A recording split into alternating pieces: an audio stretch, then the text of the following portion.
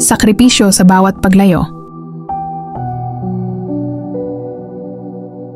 May mga taong hindi umaalis dahil sawa na sila. Hindi sila lumalayo dahil wala na silang pakialam. Umaalis sila dahil may pangarap silang gustong maabot. Hindi lang para sa sarili nila, kundi para sa mga taong mahal nila. May mga gabing tahimik silang umiiyak. May mga umagang bumabangon silang mabigat ang puso, pero pinipili pa rin nilang lumaban, kahit pa malayo. Isipin mo yung pakiramdam na gigising ka araw-araw, na hindi mo katabi ang pamilya mo. Yung kakain kang mag-isa. Yung may problema ka pero wala kang mayakap.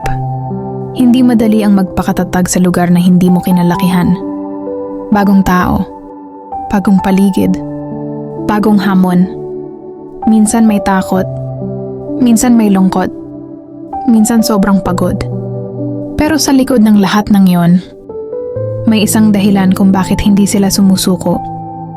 Ang pamilya, ang mga pangarap ng mga anak, ang pagnanais na mabigyan sila ng mas maayos na buhay.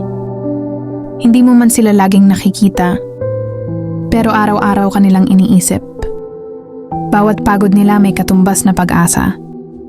Bawat lungkot nila may katumbas na pangarap para sa'yo. May mga luha na hindi nila ipinapakita sa video call. May mga problema silang sinasarili para lang hindi ka mag-alala. Pinipili nilang maging matatag kahit minsan gusto na rin nilang umuwi at sumuko.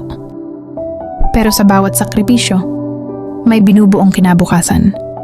Sa bawat pagtitiis, may pundasyon ng mas ligtas at mas maayos na bukas. Josue 1:9. Magpakalakas kayo at magpakatatag ng loob. Dahil ang lakas na kailangan mo ay hindi lang galing sa katawan, kundi sa puso at pananampalataya.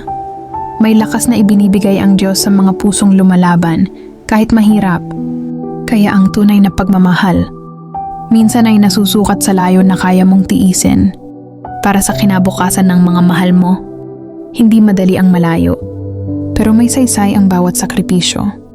Kung isa ka sa mga lumalaban ng tahimik sa malayo, gusto kong malaman mo, may mga pusong nagpapasalamat sa bawat sakripisyo mo. Hindi man araw-araw nasasabi, mahalaga ka. At may dahilan ang bawat pagtitiis mo. Pakatandaan na kahit malayo ang presensya mo, ay hindi ito sukatan ng layo ng pagmamahal.